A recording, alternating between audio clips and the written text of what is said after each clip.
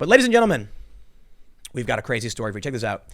Alaska Airlines flight makes an emergency landing in Seattle after passenger threatens to kill everybody on this plane unless you accept Jesus was a black man. Now, why would he be saying that right now of all times? You know? Shaun King.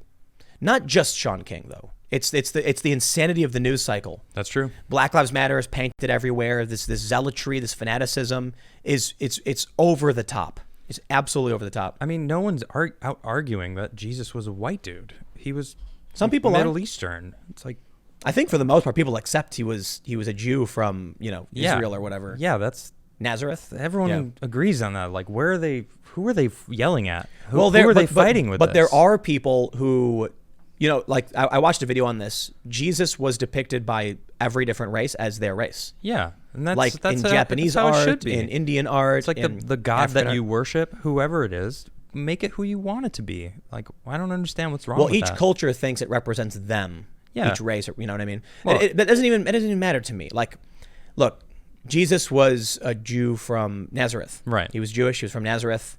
I don't, if you can believe whatever you want to believe, man. Some people believe, some people believe some really crazy stuff. Yes, they do. Like white privilege. Yes. I'm kidding. It's a joke. Well, whatever. Everyone can believe whatever they want to believe. Right. If they think Jesus was black, that's okay.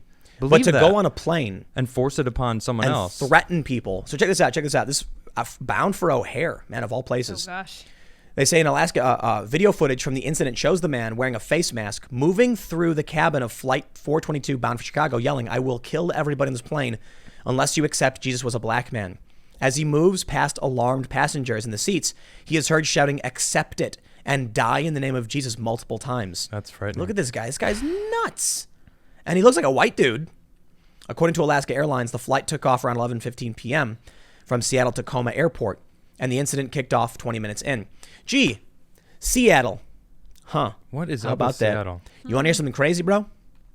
I was talking about this story. In Portland, they let off 59 people on charges for protesting. Yeah. 9 of them were for felony rioting charges, including arson, and their charges were dropped. What? Charges dropped. You got something going on crazy in the Pacific definitely. Northwest. But you know what the craziest part is? What? In the story, they talk about how often the police will arrest these extremists, and the grand juries refuse to indict. Why? Grand juries are not innocent until proven guilty. Grand juries are a preponderance of evidence, meaning a grand jury is just the court says, look at this guy bragging about throwing a Molotov cocktail. Here's him standing next to a fire. That should be enough for a grand jury to be like, okay, put him to trial, and then you get a jury to determine innocent, to determine probable cause or whatever. Right. They couldn't even get that far. So this person was found standing next to a burning building, like inside it. But that's where they were arrested. Yeah. Agreed. They posted online, apparently to friends. They did it. Wow. And then they admitted to when it. it came to the grand jury, they said, no, it wasn't me. And the grand jury was like, let him go. Like, well, they said it's not them, so we're just going to have to trust them on this one. Did you see they nice called, grand jury. You see they called it the feds an occupying army? Who called them that? The Democrats. Senator Tom Wyden. Where are they occupying? Out over in the Northwest, Their right? own federal courthouse. Let's talk about this next. Let's finish. Let's talk about this story. We'll get to this one next. But it's everything Trump supporters said was going to happen. Yeah. That they were waiting for Trump to make a move. We'll come to this one. We'll save that one. Let's finish Put a pin in that. I don't want to derail on this airline story.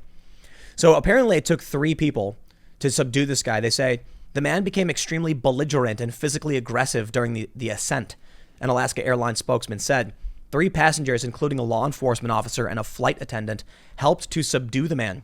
In the clip obtained by NBC King 5 station, the men are seen following the suspect down the aisle while everyone else is buckled in during the ascent. One man then shoves the suspect and is joined by a second gentleman who helps to subdue him. Video filmed by a passenger shows the pair take him down as a flight attendant rushes over with what appears to be zip ties to restrain his wrists. Wow. A worried woman moves out of her seat before the flight attendant climbs over the chair to get to the suspect. That's crazy, dude. Look at this dude. Crazy. A man detaining the suspect is heard yelling at him to stay on the ground, and one is seen reassuring passengers that everything will be okay. Cabin crew then announced the flight will be landing at the nearest airport. The plane was forced to return to its origin. Wow. Following the emergency landing, the man was taken off board by Port of Seattle police. He was reportedly cooperative and booked into King County Jail. He was not immediately charged with the crime, but was being investigated on suspicion of harassment. Are you nuts? Terroristic threats. He was threatening to kill everyone on the plane. What? Dude, I'm How telling is that you, not man, terrorists? morality policing. Yeah, you're right. They're going to let this guy go. And they're going to pull some BS like, well, in this case, we don't think he really meant kill. He was talking about saving them. They say he was unharmed during the detainment, and no passengers were reported to be physically harmed. The flight was canceled, and the remaining passengers were booked on another flight to Chicago, Illinois. This is crazy, man. Well, you know what? I bring you now to this story from Snopes. I'm very happy that I get to use Snopes for this fact check. Did activist Shaun King say white Jesus statues should come down? Oh, goodness. King's tweet came as statues of historical figures were being toppled or removed in 2020. Correct attribution. Wow. Thank you, Snopes. Wow, they actually And then they show nailed it. Here's what he said.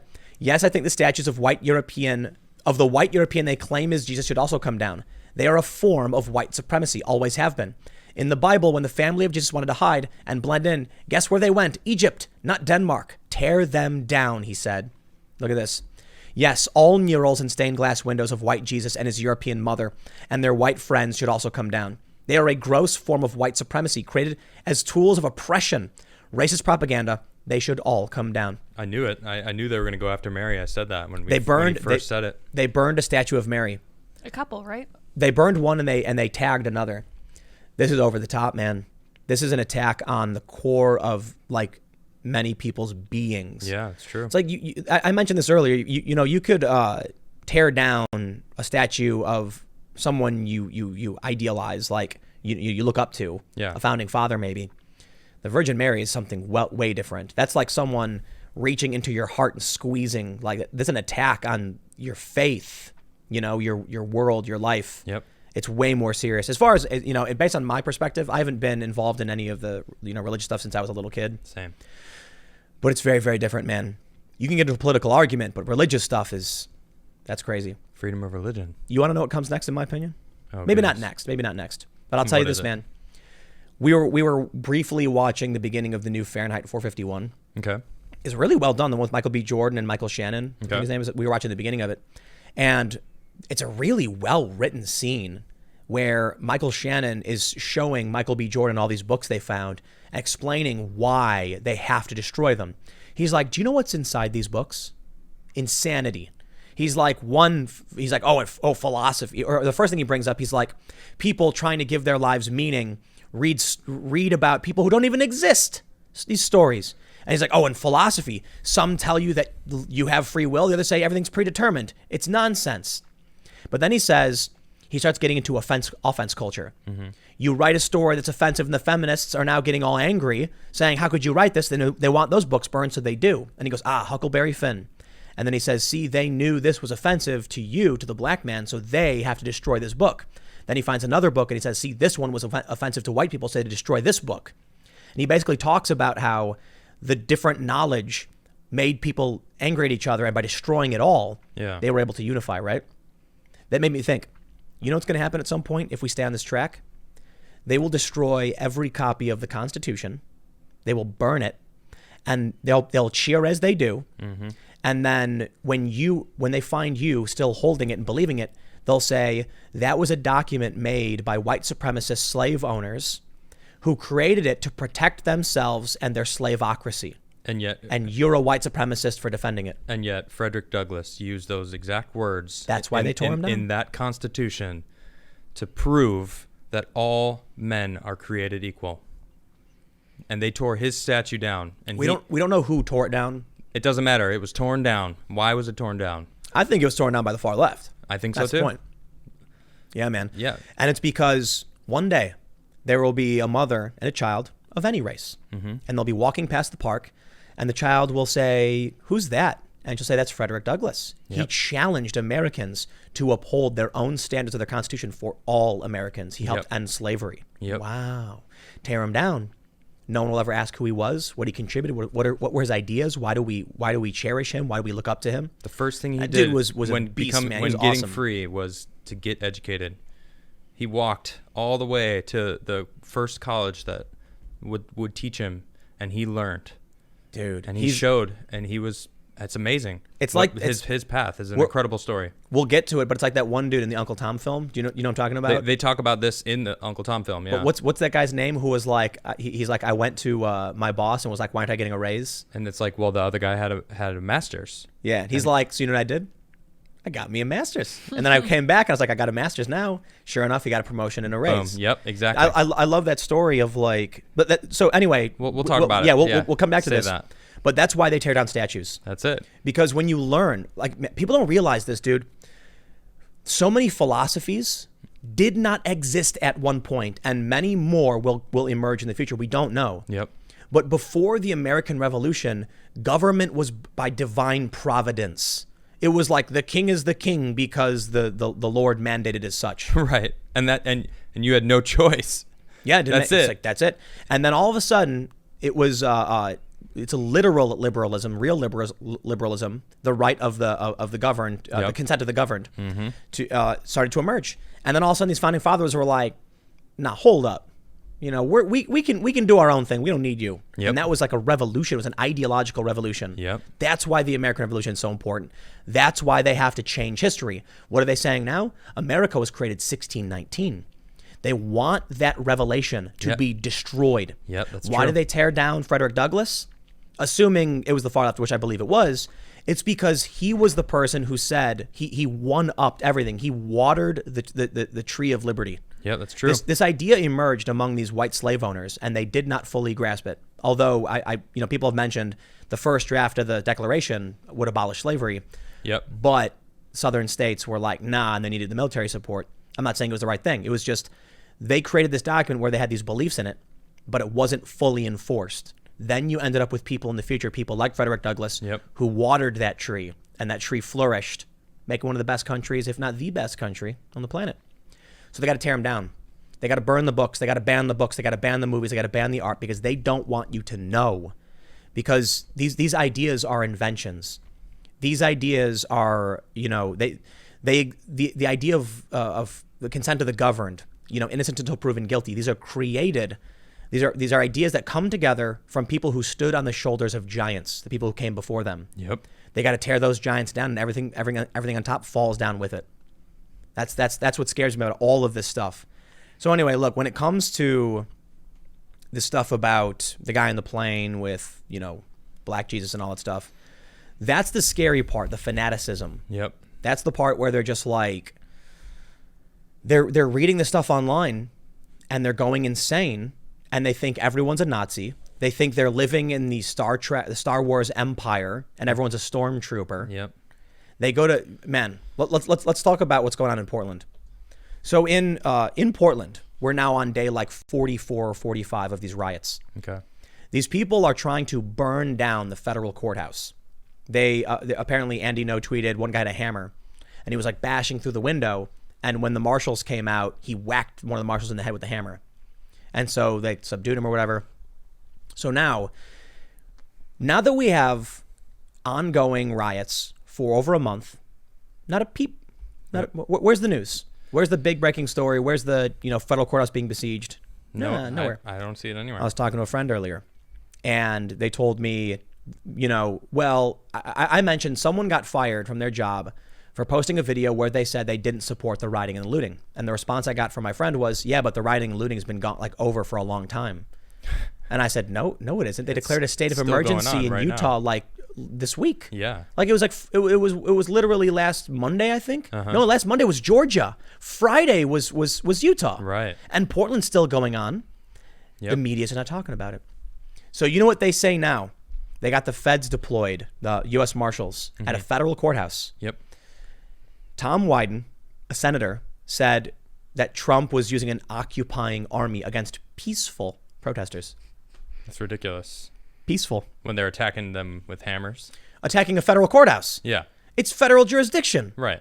This is exactly what Trump supporters said was going to happen. Yep. Remember? Yeah. As True. soon as Trump sent in federal forces or the military or anything, they would claim he was a dictator. This is what I was saying. Exactly. Yeah, that's right. You got to give me the credit, Tim. But it was a Say larger Say it. This is not fair. There's a very I was saying it. That's what I've been talking about. Sure, but there's it's a trap. They wanted him to do this. As soon as he did it, they're going to be like, "Ha, we got you, authoritarian." Bah. But you know what's funny about it? What? They did, but it's the weakest iteration of whatever that was supposed to be. So it reminds me of SpongeBob and Patrick, and like the city's burning, and SpongeBob's like, "We did it, Patrick. We saved the city." Do you know that meme? Mm-mm. So it's an episode of SpongeBob SquarePants. Okay. The whole city's burnt to the ground, but SpongeBob's like, "We saved it." So it's like they've let these riots go on for over a month. Yep. And Trump doesn't move, and then finally, after like a month and a half, you had one of the marshals fired a less lethal munition. It hit some guy in the head. And then they were like, "Now's our chance." And they come out standing amid the rubble of their destroyed city. Trump's an occupying army in, and there's fires everywhere. And there's like people beating each other. It's like, you don't look too good standing atop this pile of rubble complaining about Trump doing it. Right. You want to point fingers. Yeah. Got a few pointing back at yourself. Everything is Trump's fault. Always, Everything always. leads back to Trump. You know what? Here's the funny. I'm getting sick of it. Here's the funny thing, though. When I saw the article from Willamette Weekly, the headline said it was like governor and senators in Oregon condemn Trump's use of, quote, occupying army on protesters. Okay. What I thought it meant was that Trump called them the occupying army because they put occupying army in quotes. Right. I thought they were saying use of the phrase against them. Like Trump came out and said, for a month, this occupying army's been attacking. Right. And then I realized, I was like, wait, they're calling the federal officers in a federal courthouse an occupying army? Right. What? What are you talking about? It's a federal building. Right. I was like, that made no sense. That's why I interpreted it different. I thought Trump was calling the Antifa, who was attacking and besieging the courthouse, an occupying army. And now you got Minneapolis asking for federal help. They're besieging the president. Please help us now. Look at this. Like, look, how are you not helping us with this it's all now? on fire. What happened? Now you want his help? They want 15. Make up your mind. $8 million something. It's not the biggest. The total damage is 500, but Trump was like, nope. Yeah. So that was brutal, man. Yeah. Tim Walz asked Trump to declare Minnesota a disaster zone, and he was like, nope. Yeah, you did this to yourself. You know what I think, man? I feel bad for the local businesses. Absolutely. I feel bad for the innocent civilians. For the people that live there, sure. Only so far. You know why? Because they voted for these people. That's a good point. You want to vote for a city council that's going to abolish your police department? Then don't come crawling to me asking for money when people go around burning your buildings down. And don't call the police. This is the problem. When you're in trouble. The problem is, I'm sure there's a lot of good people that need help. I get it. But if you live in a community that has an ideology, then maybe you can't live there anymore. I don't know, man. Listen, if the feds just keep bailing out this bad leadership for all their mistakes, it's only going to get worse. Mm-hmm. We can't just keep putting duct tape on this stuff. Exactly. New York has been asking for money since before COVID because they're facing a massive like $7.4 billion budget shortfall. Then COVID hits and it's like there's no taxes anymore because no one's buying anything. No one's getting paid. And so they're like, uh-oh, the trains are going to collapse. What do we do? Well, we'll cut the police budget by $1 billion. How convenient. Sure. How convenient. And then Bill de Blasio got mad because Trump was like, I'm not giving you money. Well, and the whole... someone actually banned me today on Facebook. They posted a meme about the statistics of opening schools. This is a new battlefield, opening schools versus not opening schools. And someone was posting, they had this meme that had all this nice math, and it was like, oh, it's got a 1% death rate. And I said, you realize over 40%, 46% or 47% maybe, I don't know the exact, I think it's like 46% of all deaths came from New York, from nursing homes, from Cuomo putting in sick patients into these places. And Murphy was worse. And he actually had a higher percentage. In New Jersey. In New Jersey. So I didn't even know this. Worse. So I just said that. And I was like, so these numbers don't make sense. Period. That's it. I didn't like attack him for it. I was just, hey, that math is wrong. And he swore at me, said, do you want to get bounced?